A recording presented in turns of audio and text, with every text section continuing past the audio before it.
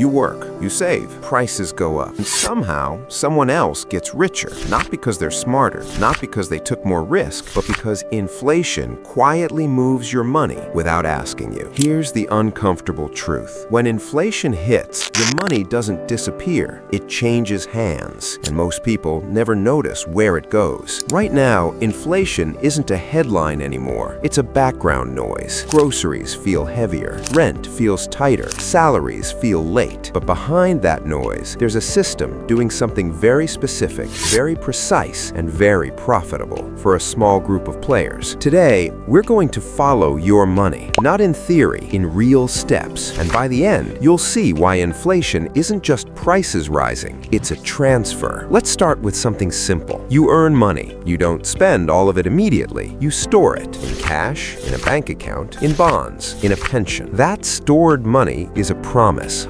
that future you can buy things later. Inflation quietly breaks that promise. Not all at once, not dramatically, but steadily. If prices rise 8% and your savings earn 2%, you didn't lose money on paper, but you lost purchasing power, which is the only part that actually matters. So the first question is obvious. If you're losing purchasing power, who's gaining it? This is where most explanations stop. They say inflation hurts savers and move on. That's lazy, because money doesn't just vanish into smoke. It flows somewhere else. To see where, we need to talk about debt. Governments, corporations, banks, and homeowners all run on debt. Debt is not a side feature of the system. It is the system. Now, here's the key idea. Inflation makes debt cheaper, not emotionally cheaper, mathematically cheaper. Let's say you borrowed $1 million at a fixed interest rate, and inflation jumps. Your debt stays the same number, but the money you repay it with is worth less. You're paying yesterday's loan with today's weaker money. That difference, that's value transferred to you. So the first big winner of inflation is debtors, and the biggest debtor of all is the government. Governments owe trillions. They don't pay it off like you pay off a credit card.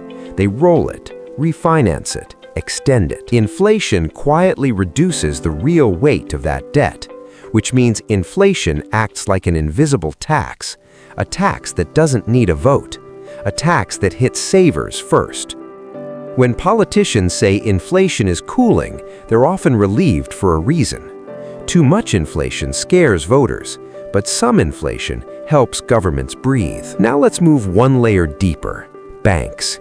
Banks don't just sit there holding your money. They lend it, they leverage it, they transform it. During inflation, banks reprice faster than people. Loan rates adjust, fees adjust, asset values adjust. Your salary? Slow. Your savings rate? Painfully slow. Banks live in the fast lane of the financial system. Households live in the slow lane. That gap is where money leaks. And it's not accidental. But here's where it gets interesting. The biggest winners of inflation aren't always banks or governments. They're asset holders, people who own things that reprice quickly. Real estate, stocks, infrastructure, businesses with pricing power. If you own a company that can raise prices faster than costs rise, inflation is not your enemy. It's a shield.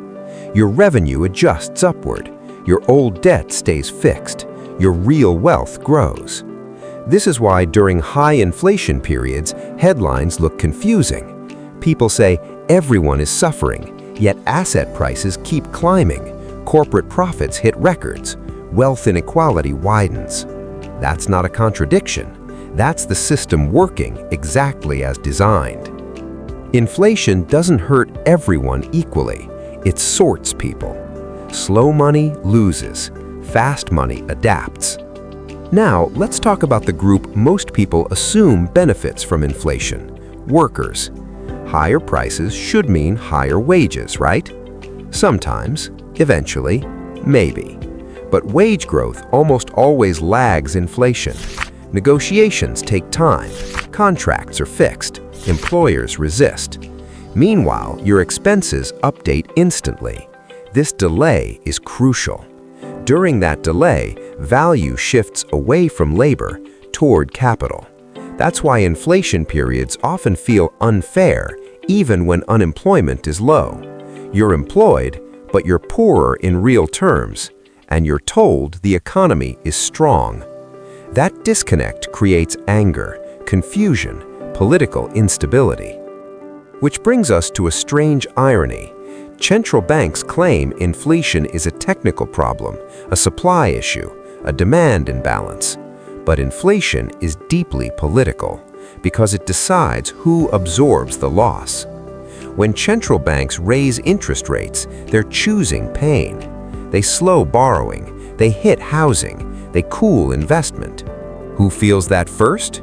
New buyers, small businesses, workers with variable income. Who feels it last? Large institutions with buffers, governments with tax power, asset owners who already locked in gains. So even the solution to inflation redistributes money again. This is why inflation feels like a rigged game to many people, because from the outside, it looks chaotic, but from the inside, it's patterned, predictable. During inflation, people with cash savings lose quietly. Fixed incomes fall behind.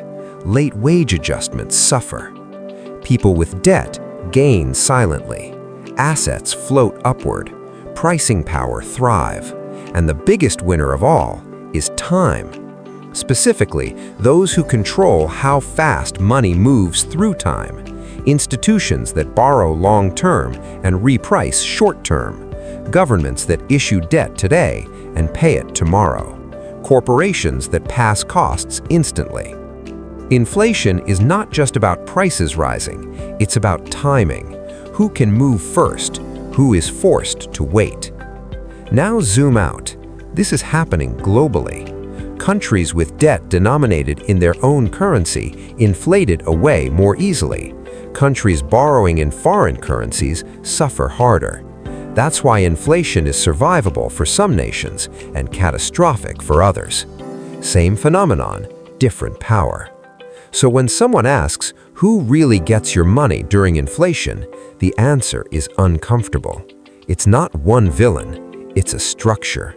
A structure that rewards leverage, speed, and ownership, and penalizes patience, saving, and delay. Which leads to the final question.